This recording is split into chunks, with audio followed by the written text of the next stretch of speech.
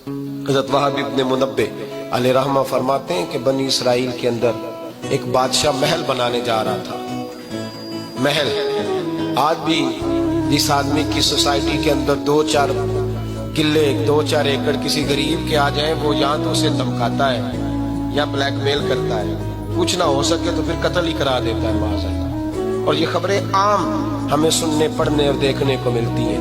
बादशाह महल बनाने जा रहा था, एक गरीब बीबी रहती थी, उसकी झोंपड़ी बादशाह के महल के नक्शे में आती। बादशाह ने कहा बीबी मुंह मांगी कीमत ले लो, खाली कर दो ये मकान। बुजुर्गों को अपने झोंपड़ियों से बड़ी दिलचस्पी होती है। बच्चे सोसाइटियों में चले जाते हैं, अब्बा जी कहते हैं मुझे गांव में रहने दो, मेरा यही दिल लगता है, मुझे इस घर से दिलचस्पी हो गई।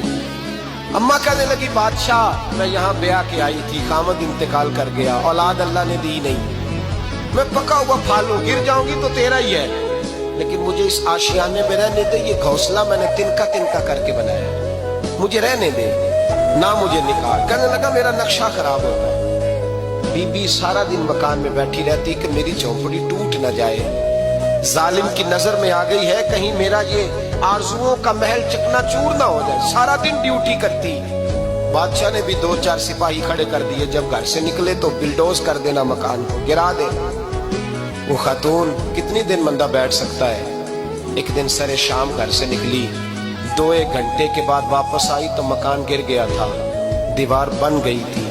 हजरत वहाब इब्न मुनब्बे फरमाते हैं बस उसने दुआ की तो रब करीम ने वो शहर सारा तबाह कर दिया।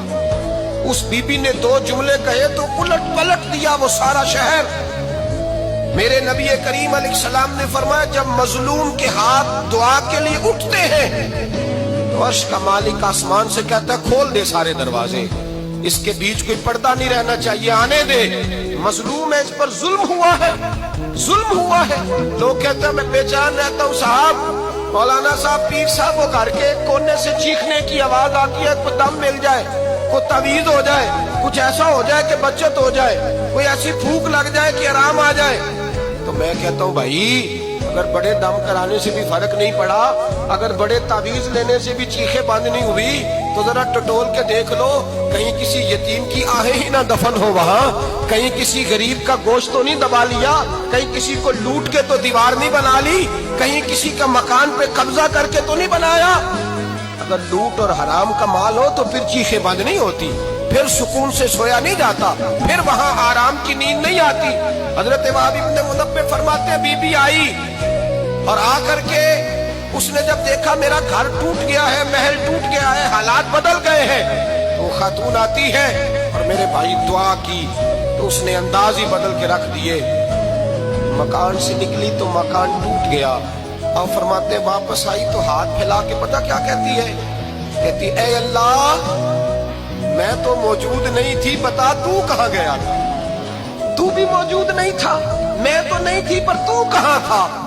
बस रब करीम ने हजरत जिब्रील को हुक्म दिया, फरमाया ये बस्ती उलट दो, सारी तबाह कर दो, ये लोग नहीं रहने चाहिए, जो जुल्म तो सहते हैं बगावत नहीं करते, नहीं रहने चाहिए। साहिब तबकात कहते हैं महबूब पाक ने फरमाया भाई किसी शख्स को मेरी तरफ से कोई तकलीफ पहुंची हो तो बदला ले सकता है, बदला ले सकता है। किसी को तकलीफ पहुंची, स्यापा फूट के रोने लगे, महबूबा करम ही करम हुआ है, रहमत ही रहमत आई, आपके बारे में गुमान करने वाला भी दायरा ईमान से निकल जाएगा। हुजूर आप क्या फरमा रहे हैं? फरमाया नहीं भाई उठो। पीछे से जनाब काशा बिन मोहसन उठे, हाथ कांपते हैं, आगे बढ़े, कहने लगे या रसूल अल्लाह एक जंग के मौके पर आपने दुर्रा मारा था, नंगी पीठ पर सफ़ें सीधी कराते, बात दिल में रह गई है, मैंने बदला लेना है।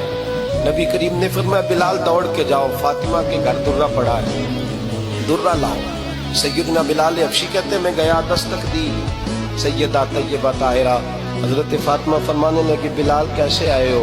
अम्मा जी वो दुर्रा चाहिए था। सैयदा को तशवीश हुई, कहने लगे बिलाल ना तो जंग पे जाना है, ना जिहाद है, ना कोई ऐसा मौका है, हुजूर की तो तबीयत मुबारक बज़ाहिर बड़ी अलील है, दुर्रा क्या करेंगे? हजरत बिलाल अर्ज करने लगे अम्मा जी एक सहाबी बदला लेने लगे हैं, साहिब तबकात ने जुमले लिखे हैं, कहते हैं बीबी साहबा ने दुर्रा भी दिया और इमाम हसन हुसैन को भी बाहर निकाला। फरमाने लगी काशा से कहना 100 दुर्रे मारे इन 2 शहजादों के जिस्म पर, नबी पाक के करीब ना जाए, میں نے 2 بچے پیدا ہی اپنے محبوب پر قربان کرنے کے لیے کیے، ان کو لے جا۔ حضرت بلال کہتے میں 2 شہزادے لے کے آیا، اور جب دروازے میں میں لے کے پہنچا تو نبی پاک نے دیکھا تو آنکھوں میں آنسو آ گئے۔ فرمایا ان کو بٹھا دو، مجھے پتا ہے فاطمہ نے کیا کہہ کے بھیجا ہے۔ حضرت سیدنا بلال فرماتے ہیں درہ میں نے جناب عکاشہ کو دیا۔ حضرت عکاشہ درہ لے کے آگے جو بڑھے تو حضرت ابوبکر صدیق نے ان کے پیروں پہ ہاتھ رکھا، فرمایا عکاشہ میری طرف آ جا، مجھے مار درے، نبی پاک کے قریب نہ جا۔